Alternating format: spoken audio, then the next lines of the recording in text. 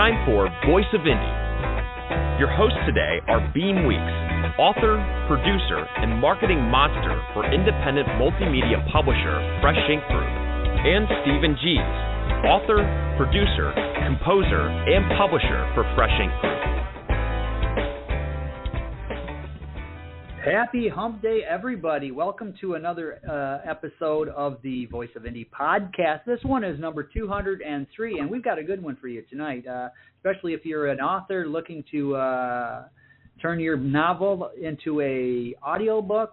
We got just the right guest for you to learn all about this stuff. I'm your host, Beem Weeks, and with me is Mr. Stephen Gies. How you doing tonight, Stephen? I'm doing all right. I'm recovering from a long day yesterday. Took a couple of teenagers to Six Flags over Georgia and then to a Carlos Santana concert. Carlos always puts on a good show, but the heat, I'm telling you, 92 degrees at Six Flags, that can weigh you down. You got heat up there? Oh, we got heat. We had 90 plus yesterday. Since you were gone last night, we didn't do our usual Skype meetings, so I went out and mowed the lawn, and that's 3 hours in that 90-degree heat. Ooh. And I've got a push lawnmower, so in a big yard. So, but I had the headphones on. It kept the water flowing and stayed hydrated. That's the key right there, because I sweat a lot of that water out.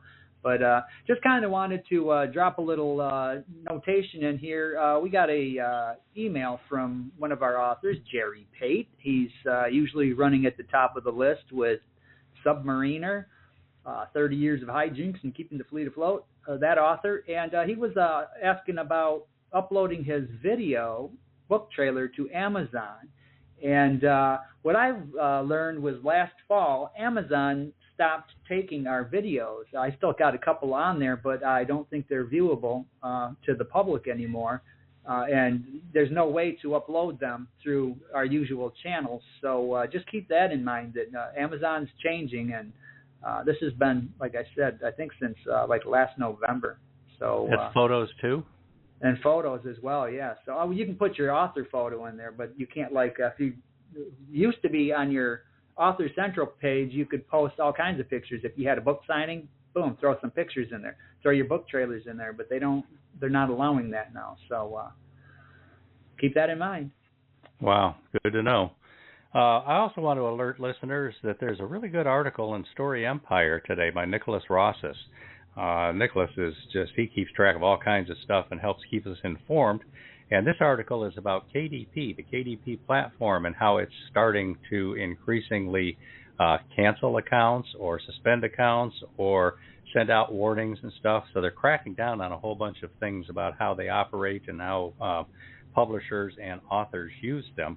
And he's got some real good information in there, some cautions, some warnings, and kind of tells you what to expect. So if you publish through Amazon KDP, or your publisher does, and your books are available on Kindle through KDP, you're going to want to check out that article by Nicholas C. Rosses today at StoryEmpire.com.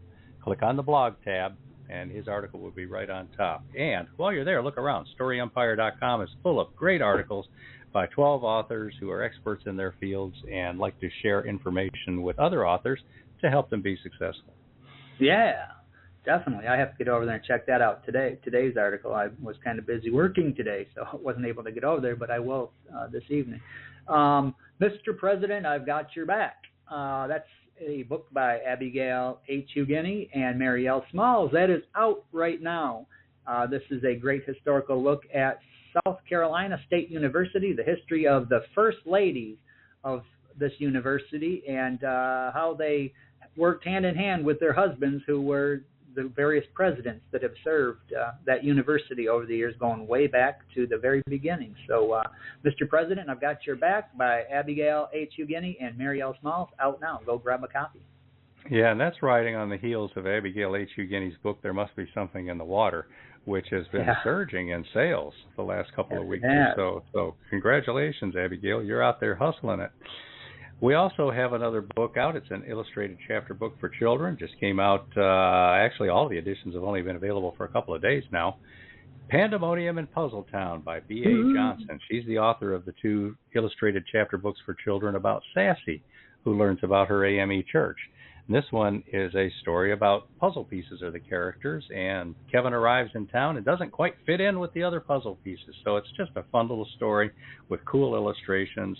B.A. Johnson knows how to talk to young people, and Pandemonium in Puzzle Town is something they're going to want to check out. Yeah, all right. Now, listeners, if you have questions about audiobooks, voiceovers, any of that kind of stuff, tonight's guest is somebody you're going to want to talk to. So if you want to call in with a question or a comment, or you can go through Twitter as well, or X as the kids call it these days, here's how you can do that. Call 516-453-9902 right now with your questions or comments for tonight's guest, or post a note on Twitter with #FreshInkGroup in the body of the tweet, and we'll read it on air. That's 516-453-9902 or #FreshInkGroup on Twitter.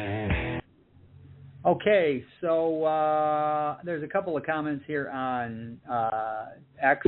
First, Robert G. Williscroft says, you can give the video to a reader and that person can do the upload.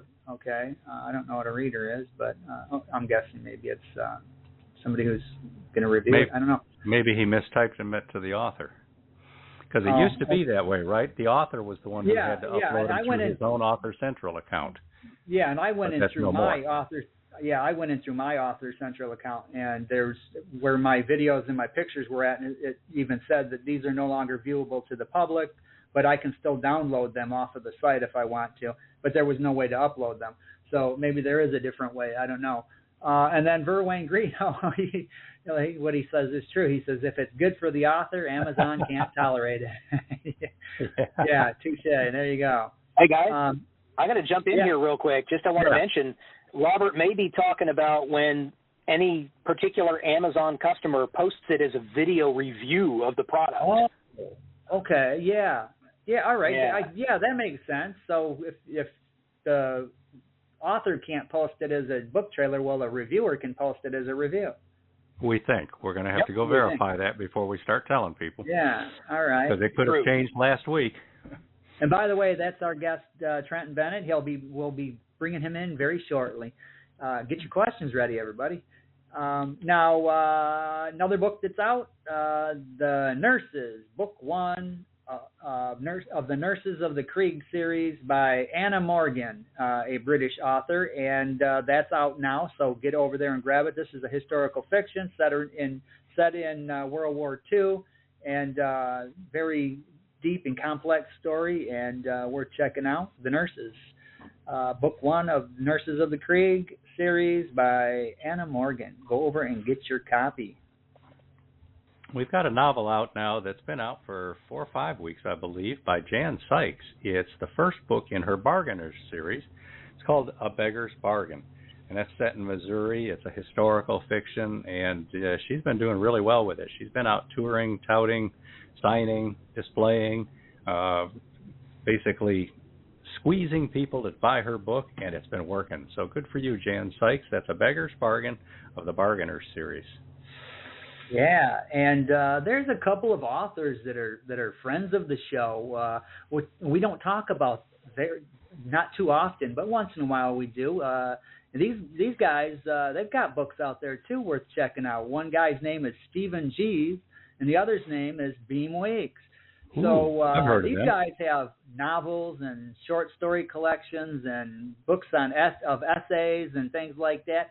They're all over there at Amazon. Go over there and check out what these guys have got. Just type in Beem Weeks or Stephen G's and find their books and see what they're all about. Yeah, I keep hearing about those guys. I need to check some of those out.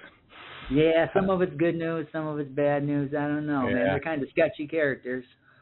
We've also got a couple of new novels out by Robert G. Williscroft. They're in the Ort Chronicles series. We've got A Civilization in Hiding, which is Ran, A Civilization in Hiding, the third book in the Ort Chronicles series. And then A Lost Civilization is Keyed, A Lost Civilization, and that's the fourth book in the series. And Robert's been getting some excellent reviews lately that we've been putting in the newsletter. So check out today's newsletter for a review of, I believe Keyed is in today's newsletter. All right. Now, are you a budding writer and you haven't published anything yet? Maybe you're kind of wondering how to go about doing this, because there's a lot that's involved with the publishing side. You can do it yourself, learn, as you go along, or Fresh Ink Group can do it for you. And we've got all kinds of different publishing packages. We do a lot of different stuff, including promotions, and we make sure your book is all around the world. And here's a little more information on that. Check out FreshInkGroup.com for everything publishing. Meet scores of authors. Discover hundreds of great books, plus audiobooks, podcasts, videos, trailers, free stories, free manuscript evaluations, and more.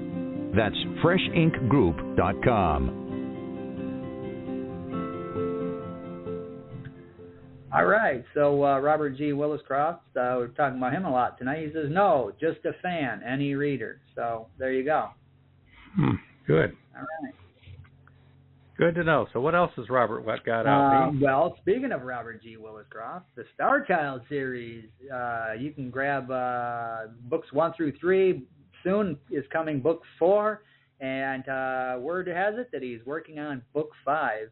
So that's coming down the pipeline there, and all that's over at Amazon, so or wherever you buy books, because we put these things out all across the world in places that it's cool, because you can go to these sites and you can't read a word of it because it's in some foreign language, but there's your title of your book and the author's name in English. So get over there and grab your copy, get the whole series while you're over there for the Star Child series by Robert G. Williscroft.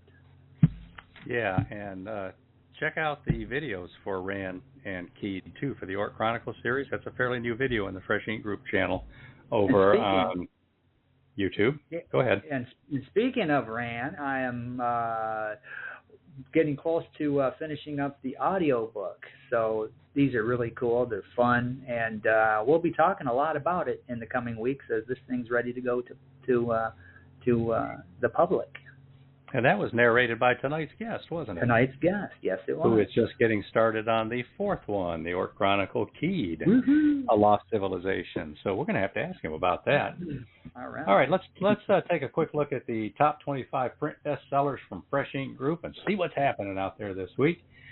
We've got a brand new book that's only been out a couple of days, and it is debuting at 25 in the hardcover edition by B.A. Johnson, Pandemonium in Puzzletown. That's an illustrated chapter book, and it's a full-size book. It's a big book, so it's case laminate hardcover, and it has cracked the list just a few days after it's released at number 25. Number 24, The Rise and Fall of a Construction Giant, The History, People, and Stories of CFW Construction. That's a company that was based in Fayetteville, Tennessee, and started from scratch and rose to be a big international company with presence in many, many states, and then crashed and burned. Almost literally, because their company plane crashed in the lake. I don't think it burned, but at any rate, and killed a bunch of executives. They got caught up in bid rigging scandals and other kinds of things, and ultimately the company collapsed. And this is the story of that. It's a true story, but it's fascinating. And that's by Dick Farrer Jr. At 23, we've got The Nurses, Nurses of the Creek, Book 1, which Beem talked about earlier, by Anna Morgan. And Beem, this is a long novel, and it's a hardcover edition. That made our list at 23. At 22, we've got Still Not Enough, Minority Millennials in the Workforce by Janelle Jordan. She's been out promoting a lot lately, just ordered a bunch of author copies for some events, and that has made it crack the list again, and it's up there at 22. 21, The Chair, Volume 1, Lightning, Thunder, and Glory by Robert McKenzie. That's the first of 4 books in the Chair series, with number 5 coming out at the end of this summer. And he thought he was going to be done after 5, but word has it he's working on number 6. So, moving up, Jan Sykes' A Beggar's Bargain is at the 20 slot, and the paperback edition is still out there doing well as long as it's been out. And congratulations, Jan, because that's a fun book. Everybody needs to discover Jan Sykes' work. Now, we've got number 19, Daddy Yo-Yo and the Legendary Marple Tournament. It's an illustrated chapter book by Dr. Janice B. Toney, and it's about bullying. And it's been, 6 months, close to a year, I think, that's been out. And it's still doing very well and popping up on our list occasionally. All right, 5, 4, 3, 2, 1, 19, 18, 17. See, I don't actually see numbers here. I have to try to count these. As we remember, A History of the Women's Relief Corps in Beaufort, South Carolina, is by Dr. Najma Thomas, and that's also out of South Carolina State University. That's a historical book full of pictures, and it's great African-American history, it's great military history, it's great university history. And Najma's book has been out for close to a year now, I think, and it's still doing very well. All right, 16, How to Start and Run Your Own Food Truck Business in Florida. This is by A.K. Wingler, and that's one of 3 books in her How to Start a Food Truck series.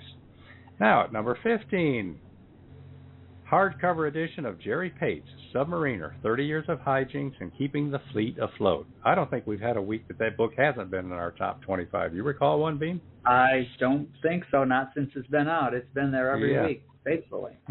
Now, Jerry is a now retired former lieutenant. I'm mixing up the titles here, but he was with the U.S. Navy and was chief of boat on submarines, and basically has 60 chapters of memoir with all kinds of stories, poignant, funny, scary, you name it. It's in Submariner, 30 Years of Hijinks and Keeping the Fleet Afloat. Next up, at 15, we've got Operation Icebreaker, a Mac McDowell mission by Robert G. Williscroft. That's the first of 4 books in the Mac McDowell series, which is Cold War thrillers, which are now kind of historical, Cold War thrillers, submarine thrillers, starring Mac McDowell, who's a very cool character.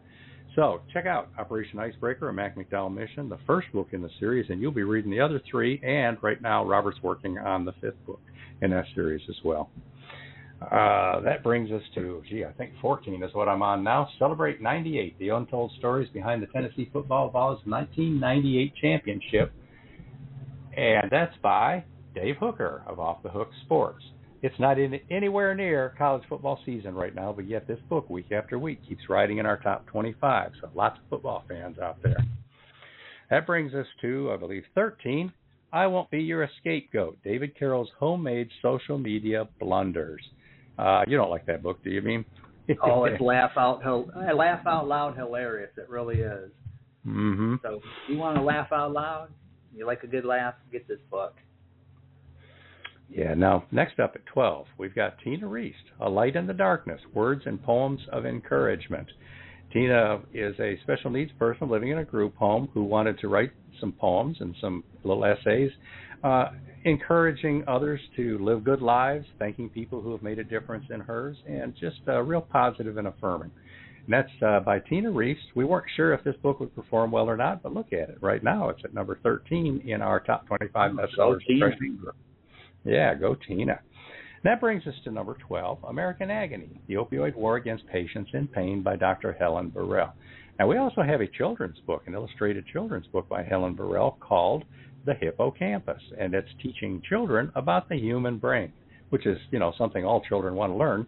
But this book makes it interesting and fun, and it's quite a departure from American Agony, but American Agony is out there right now doing 1, 2, 3, 4, 5, 6, 7. 7 on our list. Excuse me. That brings us to number 6. Mr. President, I've Got Your Back, The First Ladies of South Carolina State University by Abigail H. Eugenie and Mary L. Smalls and Beem. It's the hardcover. Wow. Yeah, and this is a big book, too. This is a case laminate hardcover, so very cool. Mr. President, I've Got Your Back. That brings us to the top 5.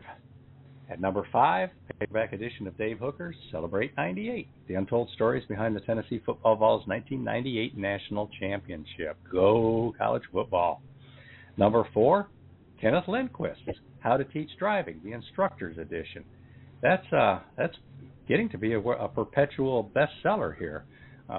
He also has a Parents Edition, which sells not quite as well, but both of them are briskly moving, and it's been at least a year, I think, since we put those out. So that brings us to our top if not longer.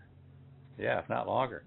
In fact, that was the last book Lauren worked on, so I think it's been well over a year. Yeah. All right, top 3. What are the top 3 print bestsellers at Fresh Ink Group right now?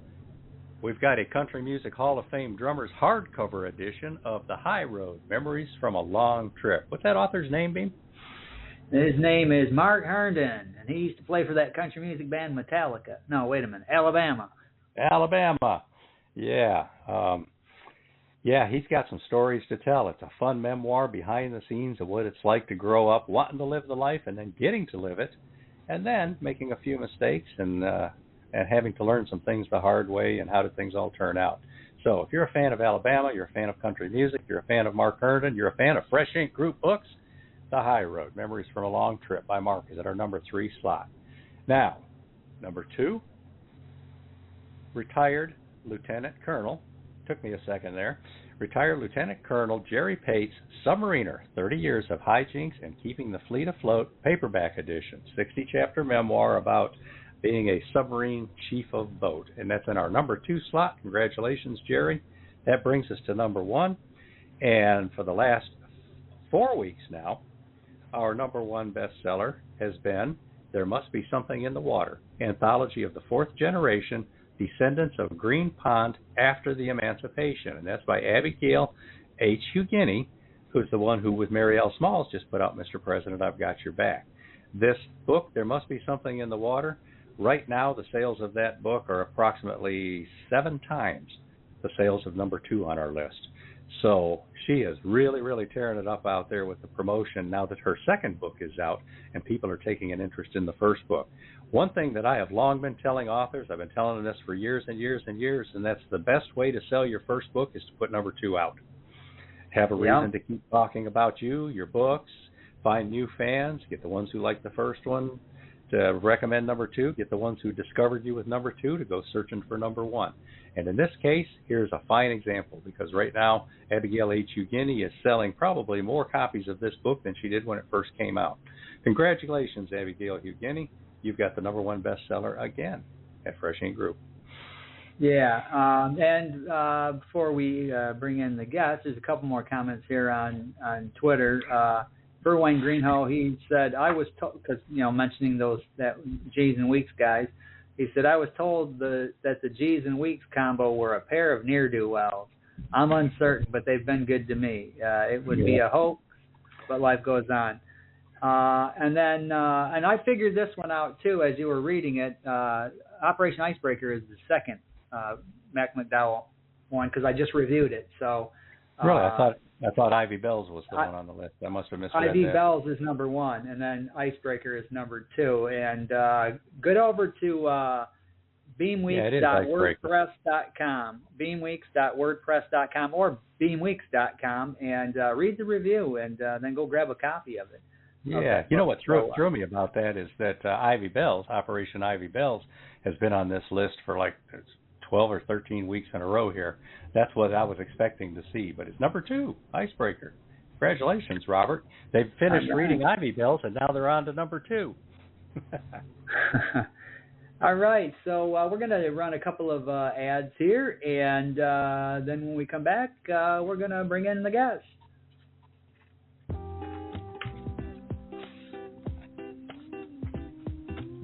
Mr. President, I've got your back.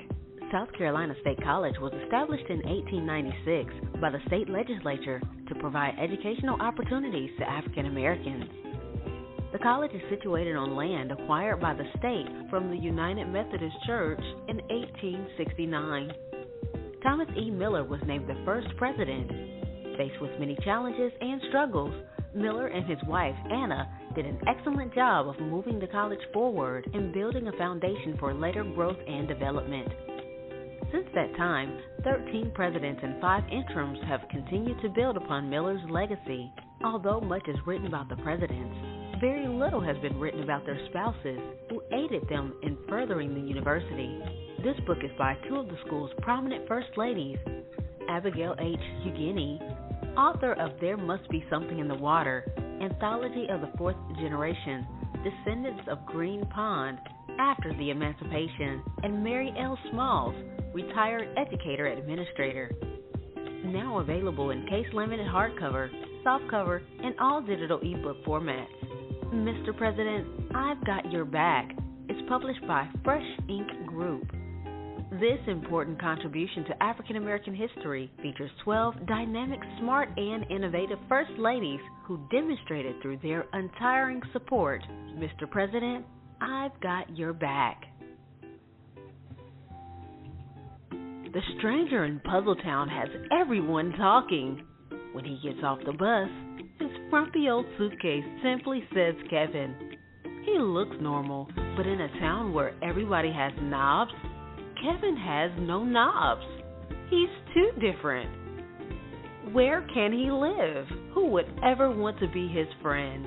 Then a powerful force enters Puzzletown, and their world spins out of control. How will Kevin ever become a true citizen of Puzzletown when he just doesn't fit in? An illustrated chapter book for children, Puzzletown is by retired educator B.A. Johnson, author of Sassy Discovers the AME Church and Sassy Uncovers Peter Allen's Secret. Available in case laminate hardcover, softcover, and all ebook formats. Puzzletown teaches about inclusion in a fun and entertaining way. Published by Fresh Ink Group, Puzzletown has everybody talking. All right. Go out there and get your copies. They're both out there in wherever you buy books. Wherever you buy. All right. Let's bring in tonight's guest. Trenton Bennett is a voice artist with experience in theater, voice acting, and audiobook narration. He is a graduate of and mentor of the ACX Masterclass and a professional talent at VO Heroes. Trenton Bennett has a home recording studio built in consultation with George the Tech Whittam and is also available for on-location work. Trenton is a detail-oriented individual and will always work with you to set a schedule and stick to it. One of his voiceover works that you may recognize is, we've talked about him a lot tonight, Robert G. Williscroft's Operation Icebreaker, a Mac McDowell mission. Number 2 right now. And we got another one coming out here before too long, new audiobook, Ran, so keep your eyes and ears open for that. For more information on Trenton and to see more audiobooks featuring him, check out his website at TrentonBennett.com. Welcome back to the show, Trenton Bennett. Hey, Trenton. Hey, Stephen. Hey, Beem. Glad to be back. We're glad to have you here. Yeah, it's been a couple of years. I will mention, just want to jump in real quick. With Operation Icebreaker, the best thing about Operation Icebreaker is when you get done, then you got Operation Arctic Sting waiting for you, and then Operation Whiteout. I love the Mac McDowell stuff. Yeah. And a 5th one on its way, too. Yeah. Awesome. That's a prolific author right there. Now, Trent, it's been a couple of years since we had you on the show, and previously we asked, where you're from, where all of you lived, where are you now? Has anything changed there? You still in Florida? I am still in Florida in the Tampa Bay area, and a whole lot has changed, I got to be honest. I've had a lot of coaching and learned a lot from some pretty talented folks in the industry. Everybody's really supportive. But in the meantime, I also had landed a lot more gigs across a wide variety of genres, and then I became SAG-AFTRA. So, a lot's been going on. Okay. Do you find that being SAG-AFTRA is a little bit restricting in terms of what you're allowed to charge for your rates and things like that? It can be, but audiobooks are just a little bit different because I'm not in Hollywood starring in movies or TV shows. Audiobooks are just slightly more of like a sidecar where you have a little bit of a different rules. So do you have like a manager or agent that books you now? Yeah, actually I did land an agent last year, which is not an automatic byproduct of being SAG-AFTRA. I just got lucky because I got represented by MCVO, and I've been doing some work with them. I've done a radio play. I just got cast in an animation, and I've been asked to come back and do another radio play. So yeah, it's a lot of fun. Oh, that's cool. Yeah, one of the voiceover actors that we use is a movie star. We've used him for a couple of things. He's SAG-AFTRA, but he was doing these like side jobs, and then he kind of ran afoul of some people for doing that. So we had to do things a little differently on the latest project, as you can imagine. Yeah, there are rules we do have to abide by in particular ways we can do it. And although I won't get into it here because, boy, that'd be an hour conversation in itself. you can do remits and conversions for your work to make sure that you're all squared up with the union. Good. Yeah, if we get a lot of questions about that, we may have to have you back to talk about that as well. Yeah. I'm not the expert in that one, but I know some folks who are. Yeah. Now, usually right about here, we're talking to authors, and we talk about their childhood. Were they readers and writers? What in your childhood or your young adulthood or whatever brought you to voice acting, and were you always interested in this? I was, in the sense of when I was a kid growing up, I had a whole bunch of little records that Disney would put out that would have, like, they would have a story, and then there would be someone narrating the story for children. Oh, you do? I remember cool. those. I used to have a whole bunch of them. Yeah. I loved those, and I would read along to them. I was always an avid reader, but the other thing that happened as far as my voice is when I was a kid, probably about the time I was 11 or 12, we had moved around to 5 or 6 different states, all through the South and New England, and as a result, as I developed my speaking voice, I also was exposed to a lot of different accents and dialects. I didn't really have one particular way that I leaned, but it kind of made my voice a little bit more distinct, more like the general American that you'll hear, the announcer voice on the radio, that kind of thing. Be there. And then as a dad, I loved reading to my kid. You know, it was great when she was growing up, every bedtime I'd do character voices and I would read stories to her, and because I was an avid reader already, I loved being able to bring all of this to life for her. Oh, cool. Is she grown up now? Yep, 25. My time mark and is she's on, an animator, which is pretty cool. So that's kind of neat. What kind of stuff is she doing? She does 2D animation, you know, like the classic Disney stuff versus the newer Pixar stuff. And I don't know which project she's in right now because she's going through a graduate program. Cool. So that's probably the brunt of the work, is working on the major project you have to do as a grad student. Yeah. So you mentioned that you liked reading to her when she was growing up. What other kinds of hobbies or interests or pastimes do you like to participate in? Well, I'm a technology weenie. Have been for a long time. I build computers. I love to build gaming PCs and then play games on them. And I've been doing Shotokan for 25 years, which is a little different. It's Japanese traditional karate. I love being able to work my body and my mind at the same time. So that's been, at one point I was part of a dojo and had my own school briefly for a few years, but I always want to be practicing Shotokan. I love Japanese karate. Oh, cool. All right, now, listeners, we're talking to Trenton Bennett here, and we need some phone calls. What do you think, Beem? Can you get them to call in? 516-453-9902. If you're going to have questions for Trenton about producing audiobooks, voice acting, ACX, maybe the new AI-generated options for producing audiobooks, so give us a call. Yeah, there's all kinds of things to talk about. Before we jump into a couple of ads here, over on Twitter, Robert G. Williscroft says, "Hey, Trenton, high five." And he also, hey, Robert, right back at you. And he also aimed this towards you, Stephen, Lieutenant Commander. Yeah, when we're on the show here, we're usually doing about 4 different things at the same time, and for an instant there, I couldn't think, and I didn't want to get it wrong. So I tell you, I got it wrong one time last year. I draw blanks all the time because if it's not written in front of me, there's a good chance it might slip out of my head right at that moment that I need to say it.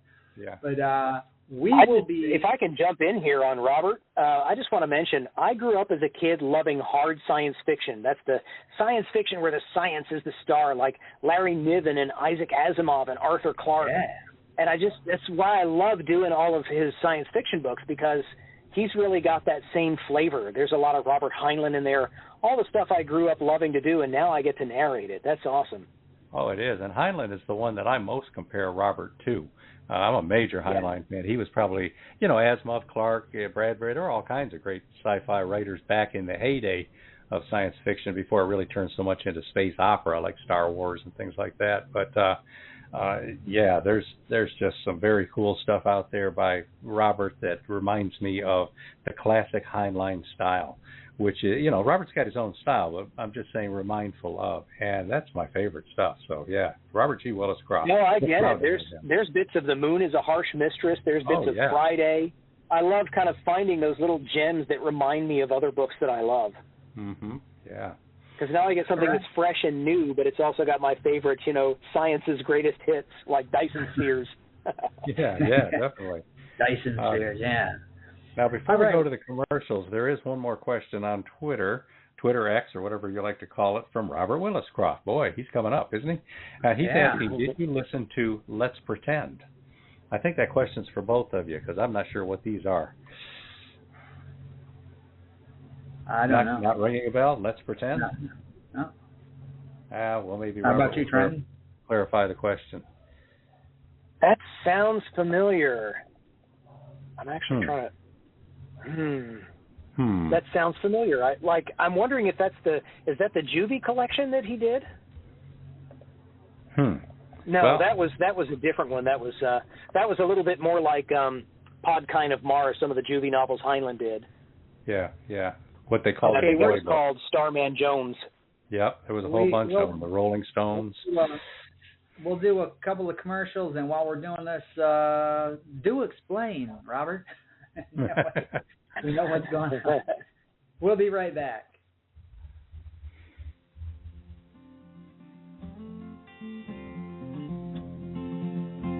A shocking proposal that changes everything. Desperate to honor his father's dying wish, Lakin Martin vows to do whatever it takes to save the family farm. Once the Army discharges him following World War II, Lakin returns to Missouri to find his legacy in shambles and in jeopardy. A foreclosure notice from the bank doubles the threat. He appeals to the local banker for more time, a chance to rebuild, plant, and harvest crops, and time to heal far away from the noise of bombs and gunfire. But the banker firmly denies his request. Now what? Then the banker makes an alternative proposition. Marry his unwanted daughter, Sarah Beth, in exchange for a 2-year extension. Out of options, money, and time, Lakin agrees to the bargain. Now he has 2 years to make a living off the land while he shares his life with a stranger. Read A Beggar's Bargain, Book 1 in the Bargainer series by best-selling author Jan Sykes.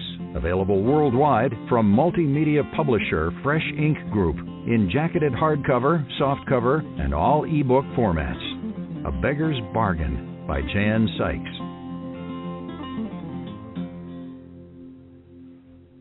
Okay. Yeah, check out the trailer for that in the Fresh Ink Group channel over on YouTube. And while you're there, subscribe. Throw some likes on there and show some love. Yeah, definitely.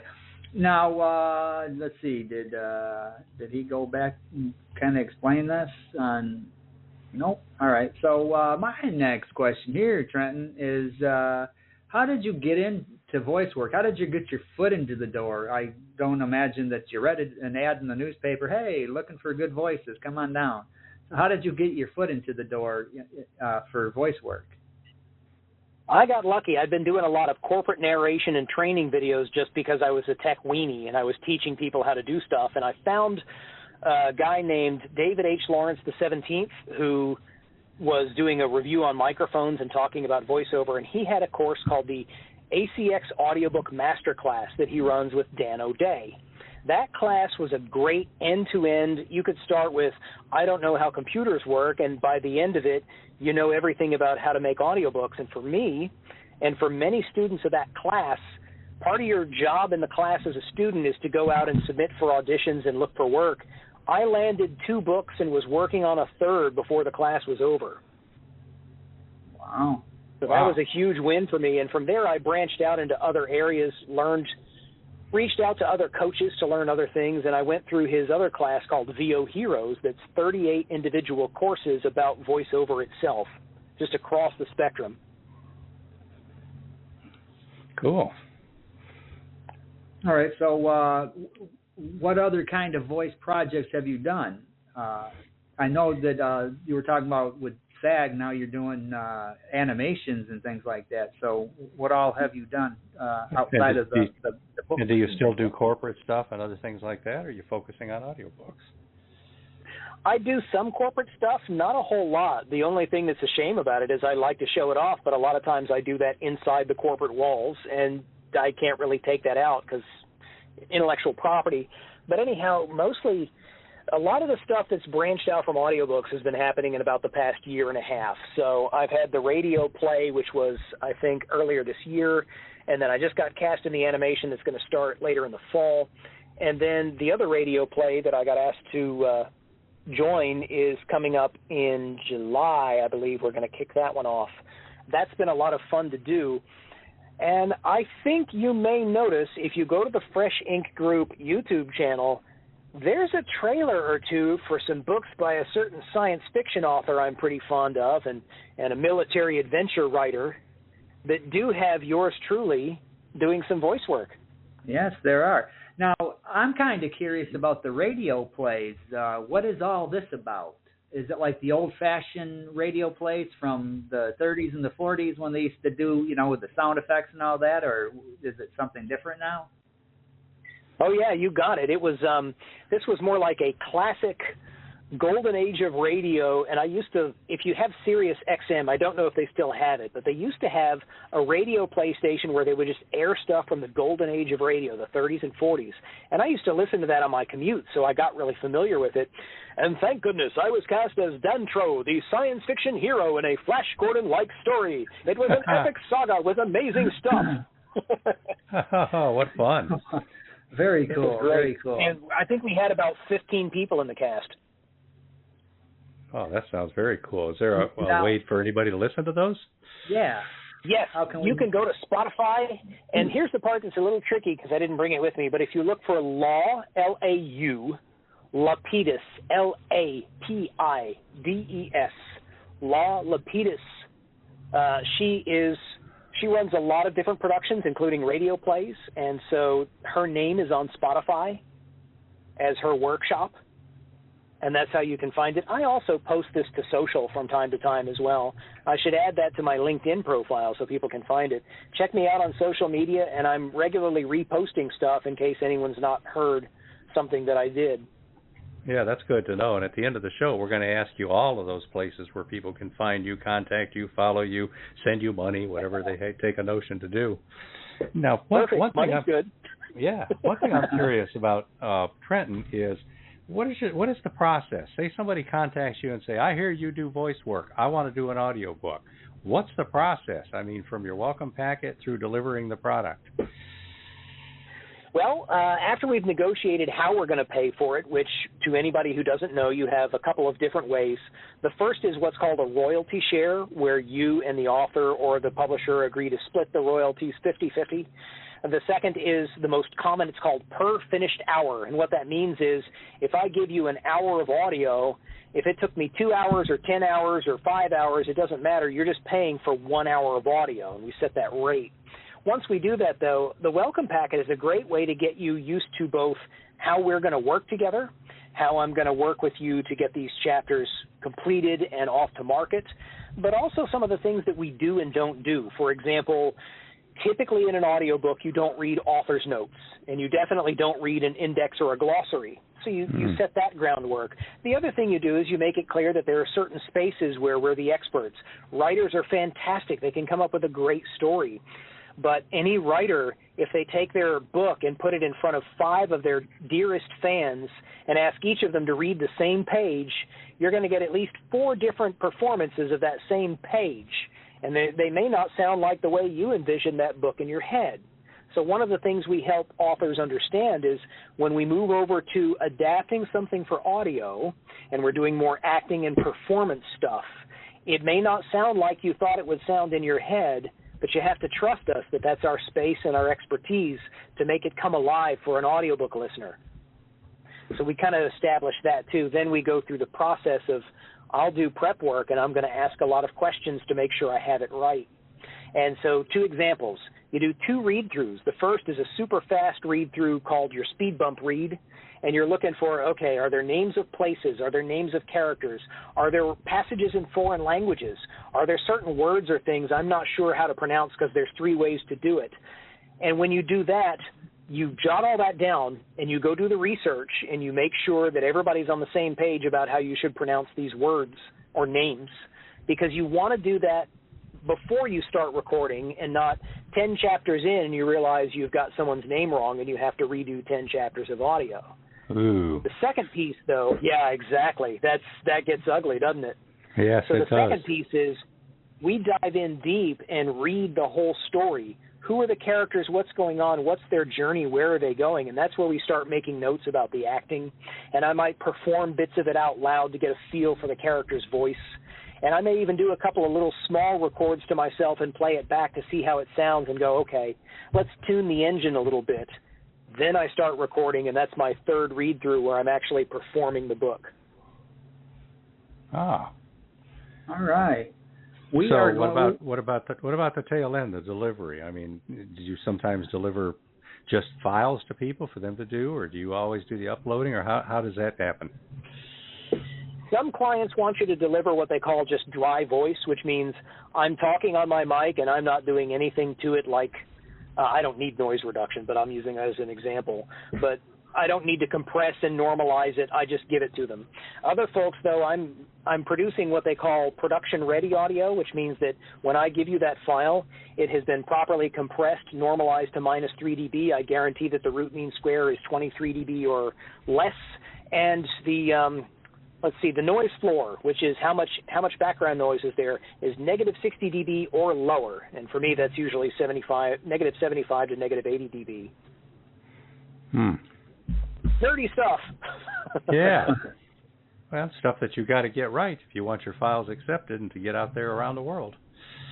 Exactly. All right. You know, the other reason I'll touch on in a moment, the other reason we also do that, I mentioned compression, and some folks might know what that is.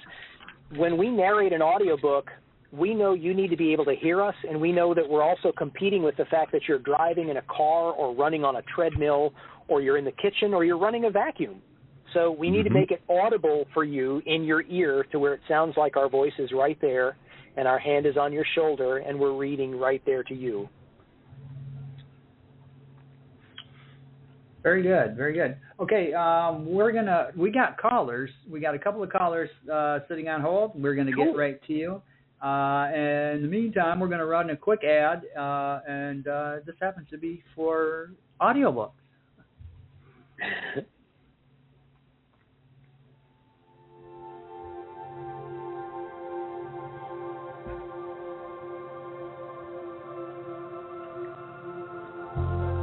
Multimedia publisher Fresh Ink Group is now producing audiobooks and video books. Publish your book and discover great books by Fresh Ink Group authors, always available in hardcover, softcover, and all ebook formats, and now expanding into audio and video books. Fresh Ink Group. Just wait till you hear what's next.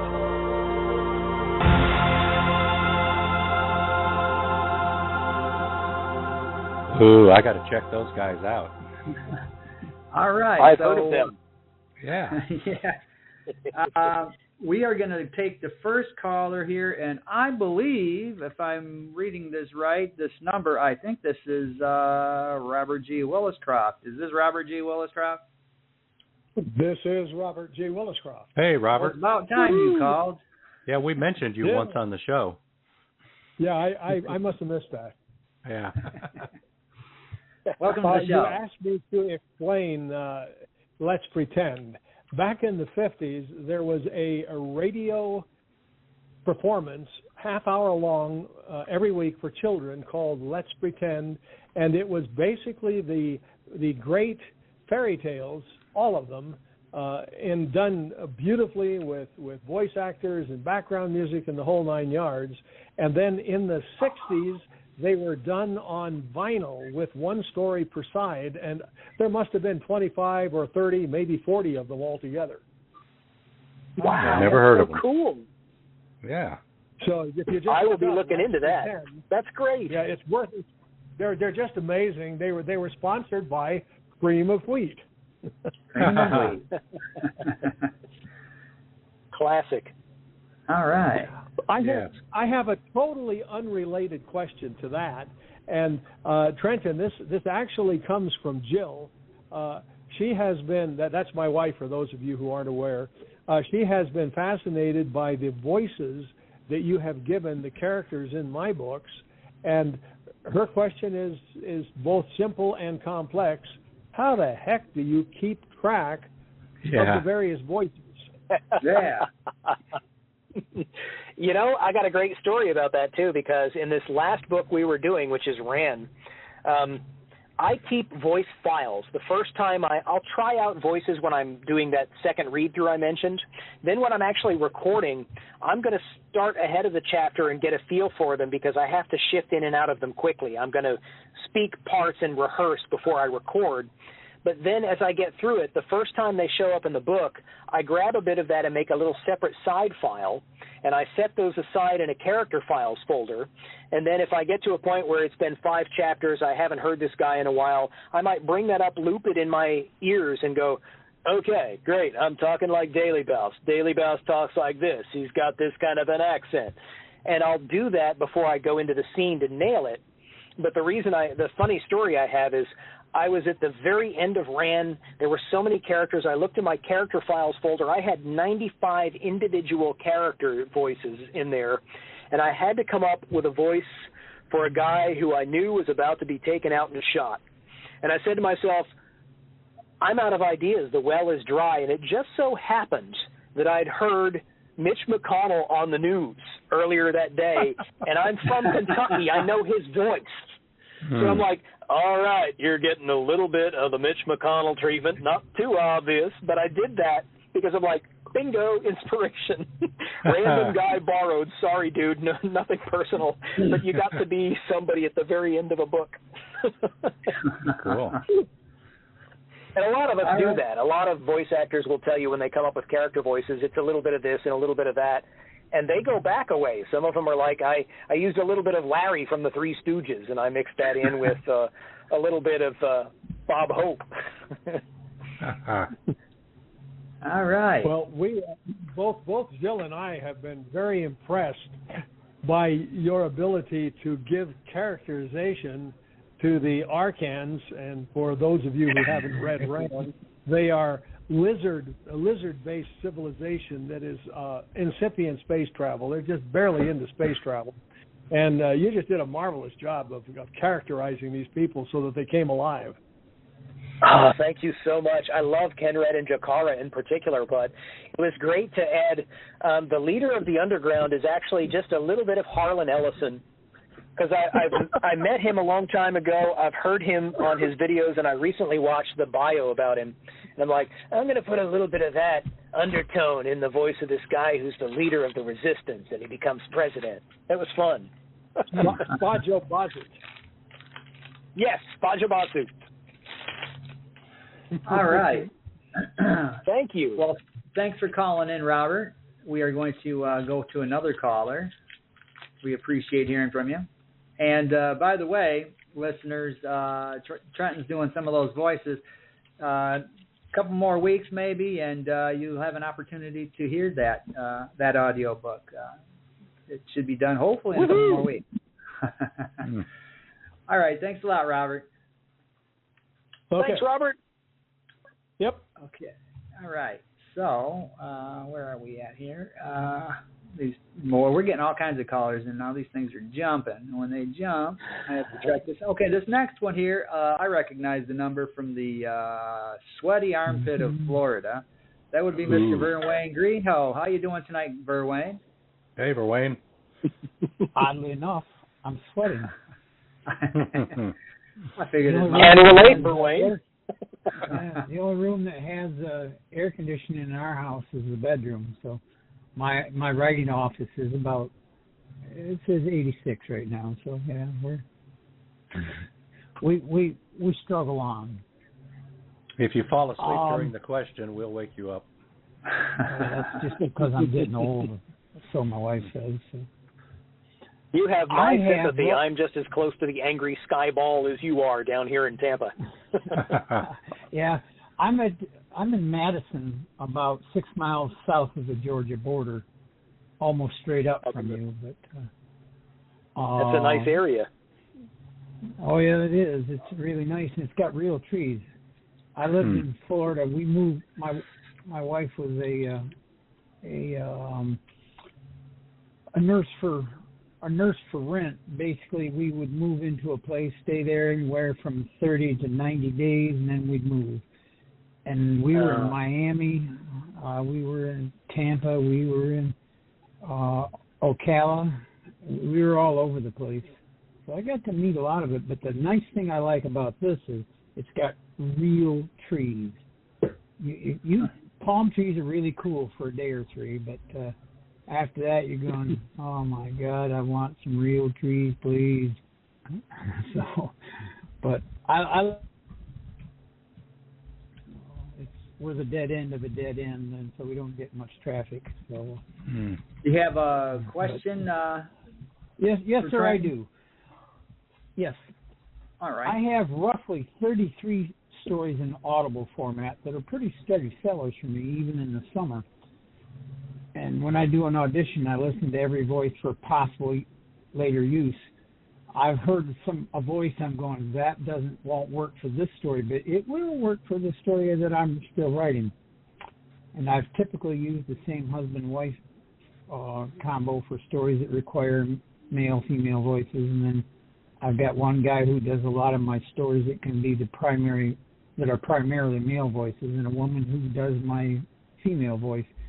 So when I've got something I know this person can handle, that's who I give it to.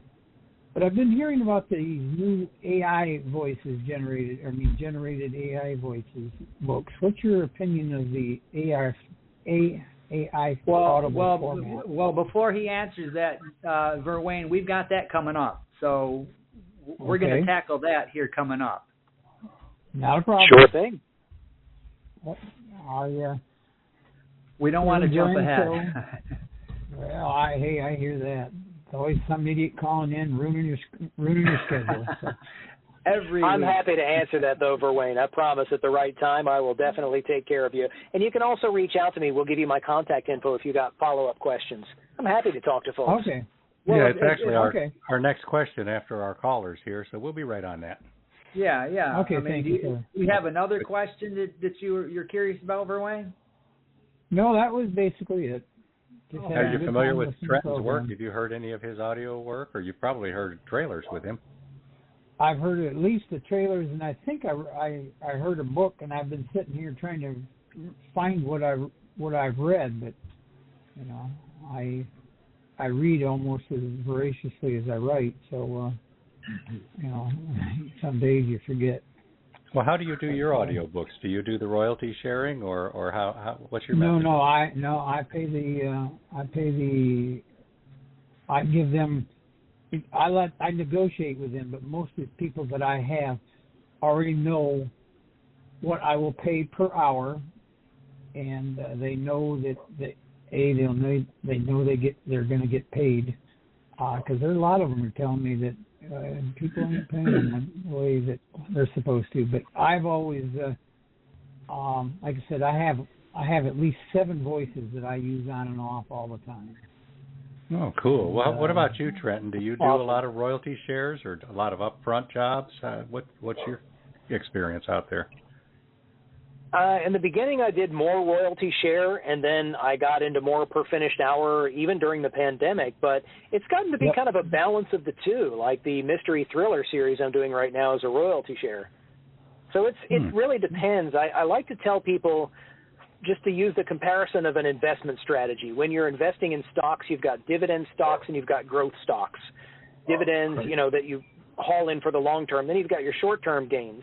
And in some ways, it can be the same way with PFH versus a royalty share. The royalty share is your long-term gain that'll slowly pay out over time, and the PFH is the short-term gain that you can put in your pocket right now. And it's good to have a mix of both, because you're not going to get work constantly. There's always going to be dry periods. Yeah, definitely. Verwain, have you ever tried the royalty share, or are they all I have, you own the final product? What was your experience? I did all right, but I found out that if I just paid them what they wanted, that I would end up. I ended up just not having to worry about anything because good deal. Glad to hear it. I do a steady business. I've got, by the end of the year, I intend to add at least 6 more Audible books. So. Ambitious. Yeah. Yeah, that's great. Keeps me off the streets. So. Yeah. Well, thanks for calling in, Verlaine. Yeah, and we're glad that you're feeling a lot better, enough to join the show, and we do hope that you. I don't know if you can hear it in my voice, but my voice is still not normal, but we're getting there. All right. Congrats on your success, though, Verlaine. That's great, and I hope you feel better soon. Thank you. Yep. All right. Bye. All right. Now the next caller, there are 2 callers. The next one is going to be area code 818. Area code 818. You are on the air. What's your name and where are you calling from? Hello, I think that's me. Hey, Trenton. This is Ken. How are you? Hey, Ken. I'm doing great. How are you today? Welcome to the show. I'm very good. Nice to talk to you. Your host should know that you're one of my mentors, one of my most important mentors. So when I grow up, I just want to be just like Trenton Bennett. I'm also a voiceover talent. You have to have a dojo for a couple of years. Exactly. It's okay. We can teach you Japanese traditional karate. Oh, I don't know about how quick a learner I am. But I've been doing this for a while, and I love doing audiobooks myself. But my experience as a voiceover talent is that audiobooks are absolutely the most difficult of all the genres you can work in. Most time-consuming and most challenging, and yet not as well-paying as some of the other genres. And you always continue to work in audiobooks. I'm wondering, as my first question, why do you stick with audiobooks? What is it about audiobooks that captivates you so much?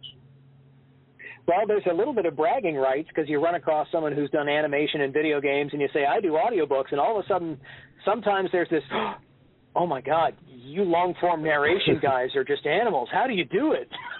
But no, long-term, I love reading. I love reading to people. I love the research. I love digging in and learning. I love complex projects where I have a challenge. But, Ken, to be honest with you, as I look to the horizon, I know at a certain point in my life when I retire, I want to have just kind of a regular, easy schedule, and audiobooks is the kind of thing where I can take my time, I can get to a good performance, I can enjoy the book, and I'm not going to be having someone saying, okay, we need 3 30-second takes, and then we want this one done in an hour, and can you turn that back around to us now? It's a little bit more fast-paced for a commercial or video game or animation, and I love it now, but in the long haul, just like I mentioned, those short-term gains and long-term, I want to keep doing audiobooks. Sounds like a thing to do. It's definitely fun. It can definitely be lucrative, and gee, you get to come up with 95 or more voices, huh? And I get to be, the fun thing about it is we cheat, because audiobook narrators, we are the characters. We're the good guys and the bad guys. We're also the props and the set and the weather and the lighting and the mood. And we get to do all of that because the authors give us the secrets. They give us the cheat codes by giving us the words to help us put that together.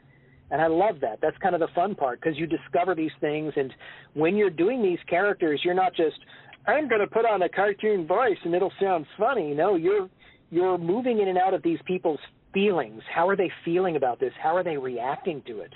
This bad thing just happened and they're frightened. That's going to affect their voice, but then you shift gears back to the steady, stable narrator that guides the listener through the story, even though they're hearing a character who's periodically terrified or excited. I love shifting gears like that. It's fun. Yeah. Have you done any audio work, Ken? I have. I've done a number of audiobooks as well, and I've done documentaries and things like that. A question I wanted to ask while we're talking about your challenges, one of the differences between the work that I do and the work that you do, Trenton, is I tend to have a lot of nonfiction or a lot of books that I've worked on have had only a handful of characters. When you work, Trenton, a lot of audiobooks I've listened of yours are like casts of thousands, because you do a lot of thrillers and you do a lot of action adventure and things like that. And I'm so impressed. I'd like to know how you keep all the different voices and the different characters straight, so that you're consistent throughout your production.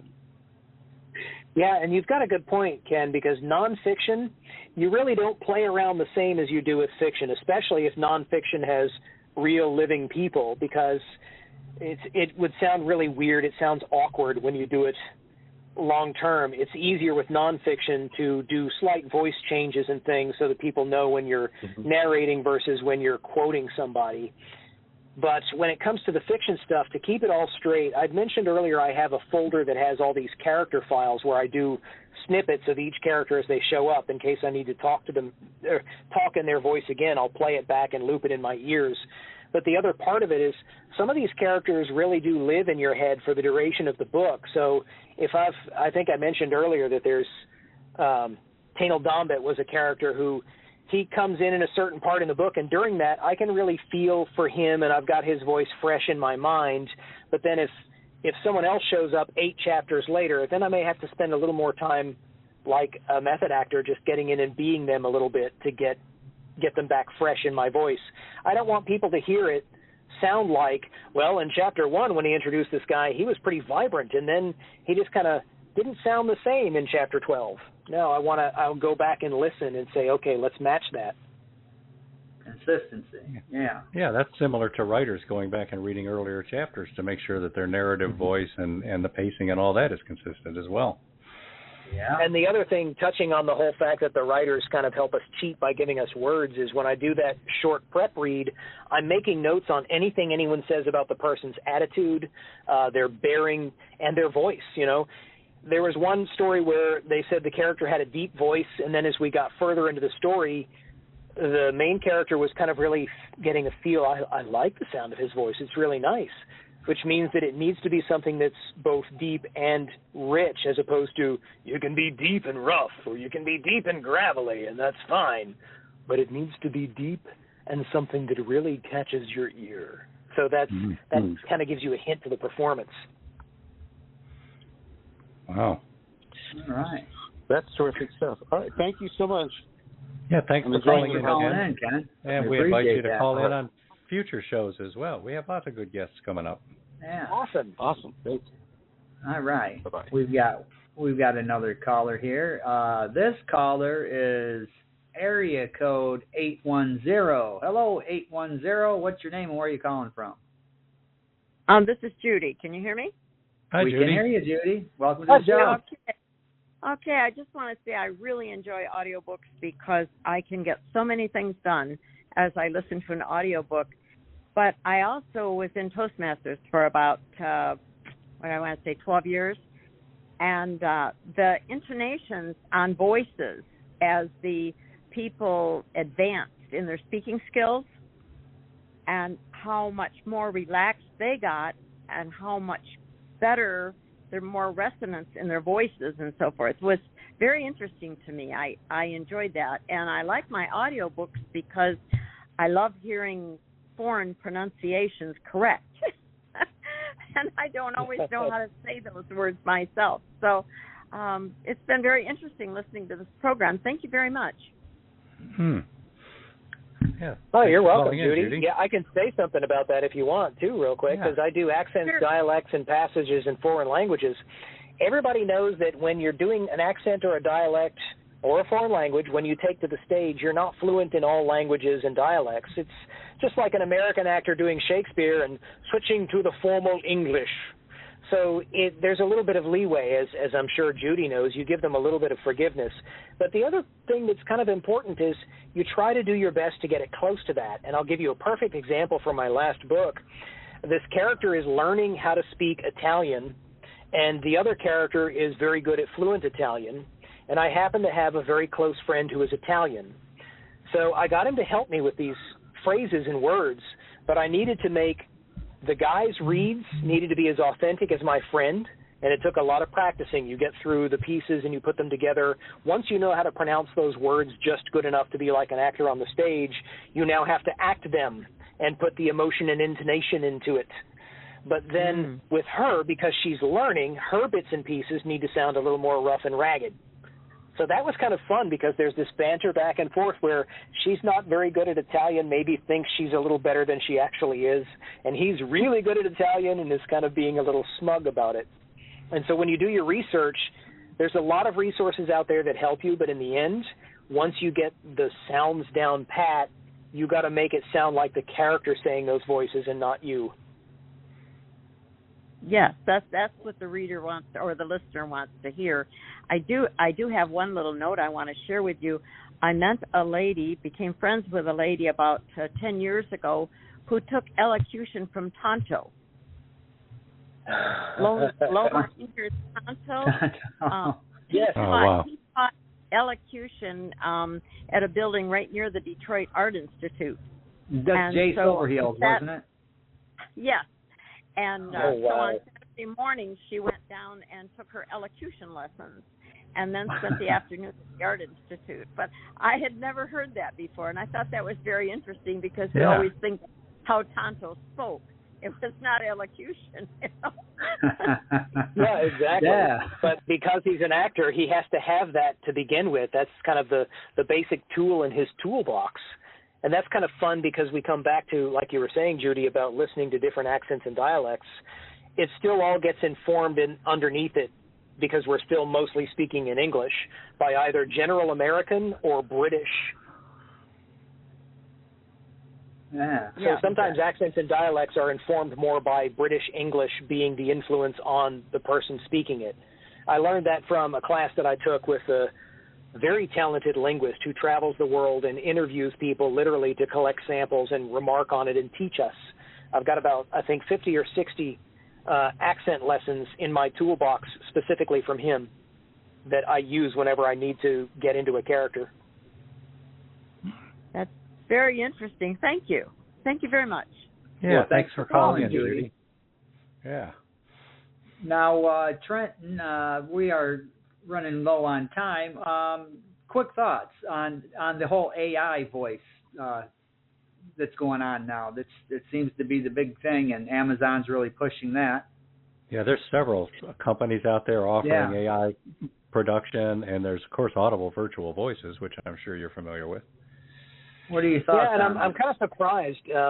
There's a couple of things that I'll talk about here. There's a few different ways to look at this, and probably one of the biggest is that when it comes to AI as a virtual voice, there's something about the human ear that if I'm listening to somebody talk to me and they're just talking to me for 20 seconds about a new microwave they want me to buy, I'm not very closely engaged. But if I'm listening to someone and I want them to tell me a story, the human ear has kind of a psychological, it knows the uncanny valley. It knows that a voice is not real. And so while it might seem great in a demo or a sample, after an hour or 6 hours or 12 hours of a voice that doesn't have the authenticity of a human, it starts to unnerve you for reasons you can't put your finger on, but it's because your brain knows this isn't quite the real thing. And so that's why audiobooks, I guess, are a little bit more protected, and also partly because, as we mentioned, to differentiate ourselves as narrators, we do a lot of acting and training and coaching, and we work very hard to put in a performance.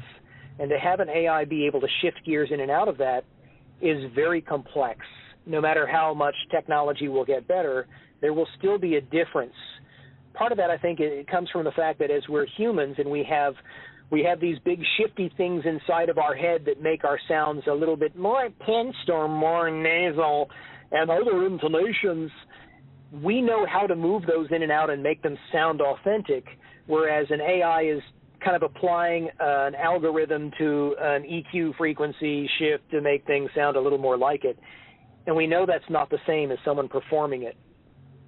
So to come back to the actual AI thing, though, one thing that surprises me, there are a lot of people who are making the case that AI is much cheaper. You don't have to pay a lot of money like audiobook narrators get millions of dollars and they lie around eating bonbons and playing Xbox in between projects. It doesn't work that way, kids. But anyhow, the royalty share program in Audible makes it pretty easy for you to put an audiobook out there for no money and simply splitting the royalties with your narrator. So it doesn't have to be a per finished hour in order to be a viable project. There's other ways you can do this. And, of course, working with Fresh Ink Group, they're folks who can go to bat for you. They can work on your behalf, and with a little bit of money, you can probably get a lot of results that are better than trying to figure out how to get a performance that, once it's out there, most listeners don't want AI, and if they hear it, especially for a story versus, a 30-minute self-help book on how to repair your car, they're not going to like it, and it's going to show in your reviews. Yes, and it should show in your sales as well. I know a lot of people that won't listen to an audiobook with an AI voice. Yeah. So if you're trying to put out an audiobook and sell lots of copies of it, I think the real voice actor is probably by far the best way to go. Definitely. Exactly. I tested one of those AI voices just on a short story with no intention of putting this out. I took one of my short stories from Strange Highway, and the voice that I heard sounded like, yeah, this could work. And I ran the whole story through it, and you're missing all kinds of intonations, inflections in the voice. You're missing all kinds of stuff, and you miss the whole gist of what the narrator is supposed to be sounding like. And even though it sounded like a breathy female girl, it wasn't right. It misses a lot. Exactly. Now, audiobook narrator Matt Haynes, he's got a YouTube channel. He's really good at accents, dialects, characters, like he'll do Bela Lugosi. But I mention him because he and I did a 3-part video series on AI that presents a problem and a solution to kind of tackle how this should be handled. And the big conclusion we came to is that while everything in technology is a tool, including AI, it is a tool that if we as performers have control over that can be something we can leverage.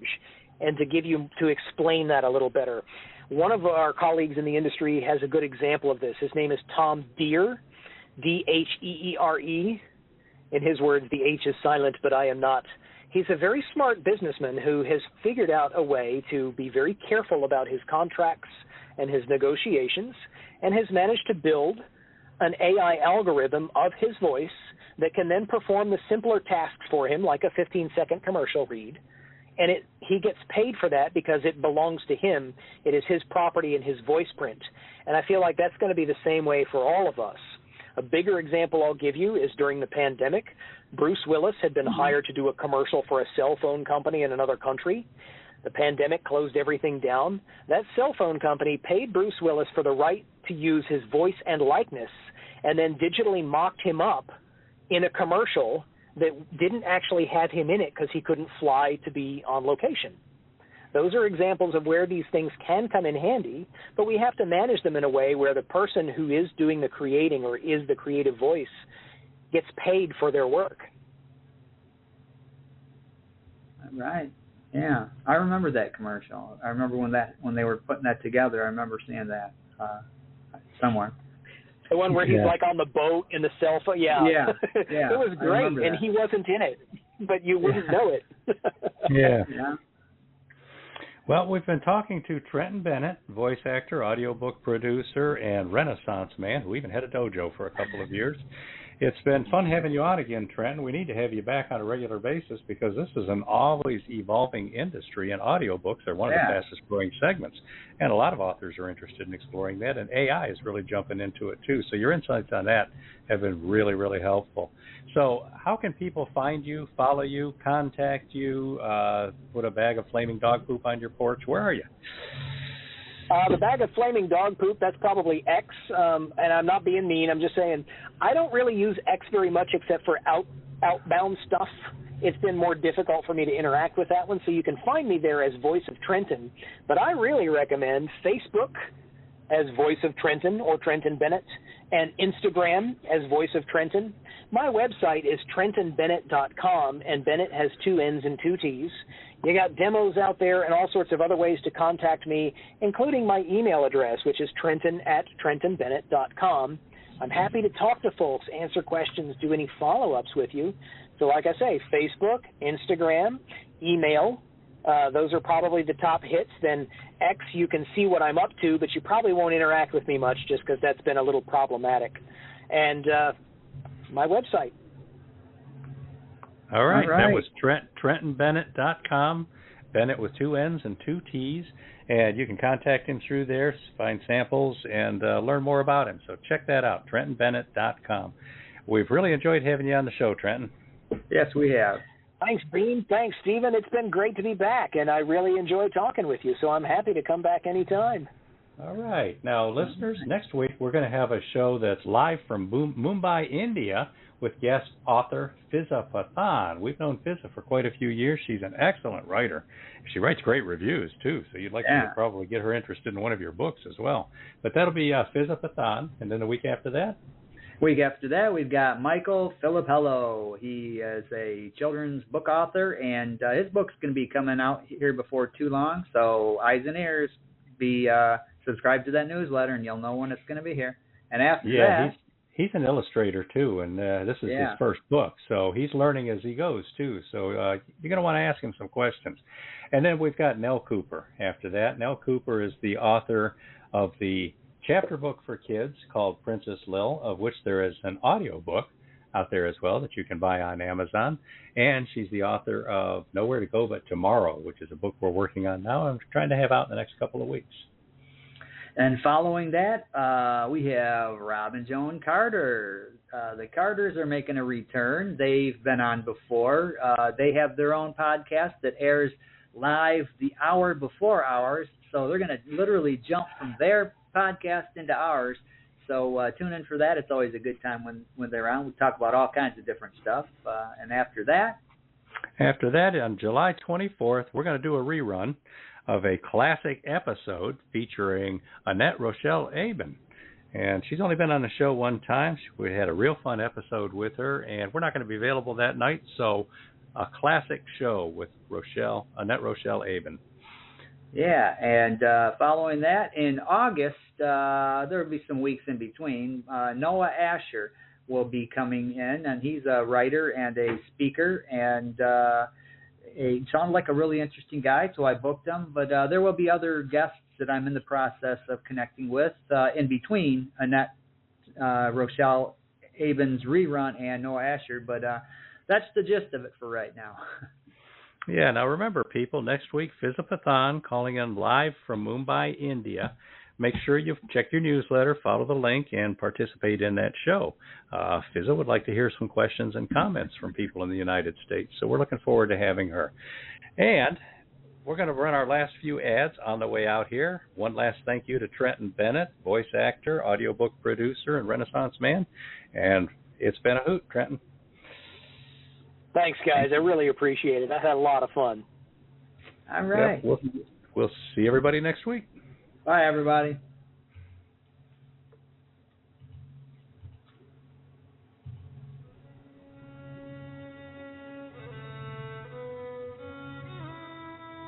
I am a recluse and love books more than I love people.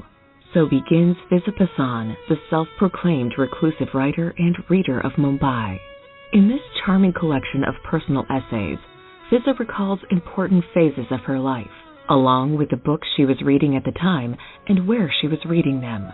Revealed along the way are Fizza's personal struggles, from the father who didn't want a girl child, to the years she believed she wanted to be a nun, to the college friends who shamed her for gaining weight.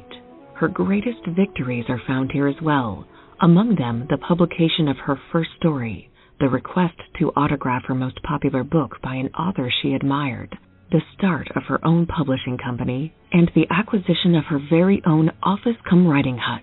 Within her stories, you'll meet Fizza's beloved mama, editorial partner and Uncle Blaze, many other uncles and aunts, the librarians of her youth, and plenty of book salesmen, all the people who have helped Fizza along her path to books, and more books. You'll also take a taxi with Narayan, Fizza's Man Friday, to visit her favorite haunts, from libraries to kiosks to boutiques to vendors, who pile their offerings on the sides of the road. And you'll learn the plots of her favorite comics, religious writings, medical thrillers, horror stories, activist writings, and so much more. Fizza believes that every one of the books she has read has helped her become the person and the writer she was meant to become. Scenes of a reclusive writer and reader of Mumbai is her life in books.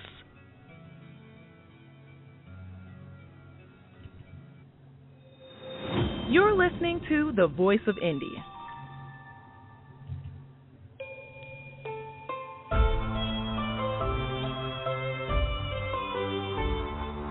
Set in medieval Wales during the mystical times of King Arthur, 11-year-old Gavin and his friends are determined to prove their mentor, the Wild Man, innocent of murder.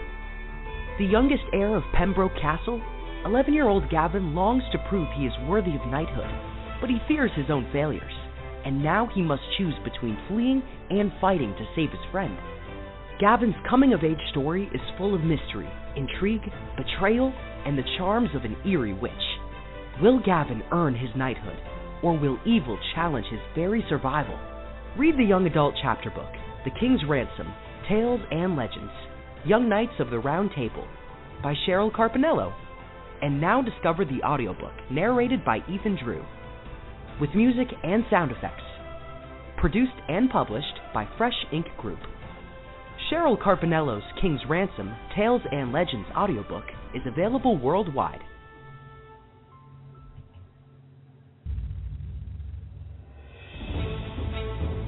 Best-selling author Gwen M. Plano presents The Choice, The Unexpected Heroes, Book 2 in her Heaven and Earth thriller trilogy. In the first book, co-penned by best-selling author John W. Howell, the Earth is threatened with a catastrophic event, and Heaven's leadership intervenes with extraordinary measures to ensure the survival of the planet. Two souls volunteer to return to Earth and take human form as Brad Channing and Sarah O'Brien. The Choice picks up where the first book ends, at an Air Force base in Northern California. The base commander invites Brad's former Navy SEAL instructor to help him determine who is behind two very personal murders. Their deaths are part of a bigger plan, and the commander urgently needs to thwart that plan. Implicated are key Washington, D.C. officials. A confidential team uncovers a treacherous conspiracy that has as its goal world domination. The pressing question is, who can be trusted and who cannot? Grab your copy now of The Choice, The Unexpected Heroes by Gwen M. Plano. Available worldwide in hardcover, paperback, and all major ebook formats. The Choice is proudly published by Fresh Ink Group.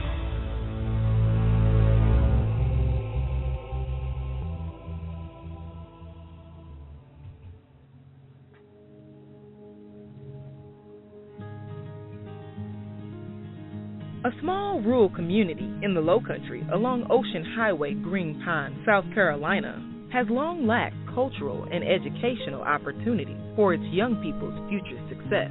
Many have gone on to serve in the highest levels of education, government, public service, elected office, business, and medicine. With so much success against the odds, surely there must be something in the water. Abigail Hugueny chronicles the impact just 42 of Green Pond's children have gone on to make in the world. All full-color editions include photos from around town and local translations of down-home sayings. These inspirational stories prove that, regardless of one's background, we can all find our own paths toward greatness. An excellent reference, keepsake, gift, and addition to every library. There Must Be Something in the Water, anthology of the fourth generation, descendants of Green Pond, after the emancipation, is proudly published by Fresh Ink Group.